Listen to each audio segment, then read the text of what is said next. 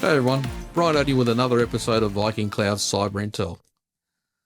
AI is certainly going to transform the way we live, and it'll eventually become smarter than us. How so, do you say? Well, for starters, as we get older, we forget things. As long as AI has stored information, it really won't. Also, when we're thinking at our best, our brains operate in the 13 to 30 hertz range, whereas computers operate in the gigahertz range. They can produce and process huge amounts of information faster. So to think that one day they will be smarter than us is not a far stretch of the imagination. But there are some areas of AI we need to be wary of right now. They include the 4 areas of bias, reasoning, understanding, and deception. Recently, I had the pleasure of listening to a keynote presentation from Professor Toby Walsh, Chief Scientist at the University of New South Wales AI Institute, and he made some interesting observations about AI in the 4 areas that we just mentioned. Let's start with bias. Have you ever asked AI to generate a picture for you, like a CEO on the phone? What do you think you might get in return? Not long ago, you may have got pictures of a bearded man on the phone in several different settings. But not all CEOs are men, and not all have beards. Bias is a well-known issue with AI at the moment because of what it's feeding on in some scenarios. To combat that, you might have seen tools like ChatGPT hedge its bets on answers when it's asked to choose who or what is better. What about reasoning? Have you ever asked ChatGPT 3.5 how many B's there are in the word bananas?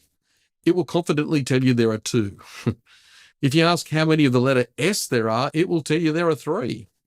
Why did it get it so wrong? It's because ChatGPT depends on the information on the internet that, frankly, a lot of people spell the word bananas wrong on. So ChatGPT gets it wrong. Another example is when I asked ChatGPT 3.5 the following question. I have a 5-litre jug and a 2-litre jug. How do I measure out 3 litres? Now, as we know, that's easy. Fill the 5-litre jug, use it to fill the 2-litre jug, and you remain with 3 litres in the 5-litre jug. Simple, right? Once upon a time, ChatGPT would have responded with an 11-step plan, and it's now down to 5. And if it stopped at just step 3, it would have been right. But it adds these 2 additional steps to its list of steps. Step 4, pour out the water from the 2-litre jug. Step 5, pour the remaining 3 litres of water from the 5-litre jug into the empty 2-litre jug. And here's where the kicker comes in when it concludes with, after these steps, you will have exactly 3 litres of water in the 2-litre jug.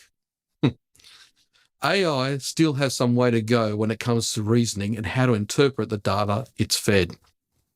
That is also seen in its understanding. Professor Walsh, who we mentioned earlier, asked an AI image generator for a cat painted by Picasso. Then he asked for Picasso painted by a cat, his second image. Obviously, there was a clear lack of understanding on what was being asked of the AI image generator.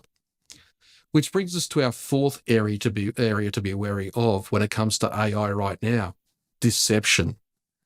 As Heather Chen and Kathleen Magramo from CNN recently reported, a finance worker at a multinational firm was tricked into paying out $25 million to a fraudster using deepfake technology to pose as the company's chief information officer in a video conference call, according to Hong Kong police.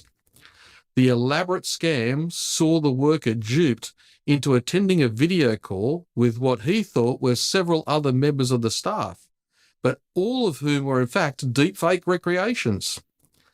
Believing everyone else on the call was real, the worker agreed to remit a total of about $25.6 million.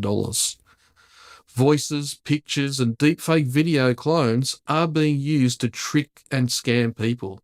And as the FBI says, AI is making it even easier for hackers to write malware, not to mention it helping make phishing emails so much more accurate and real-looking. So there is a cause for us to be wary.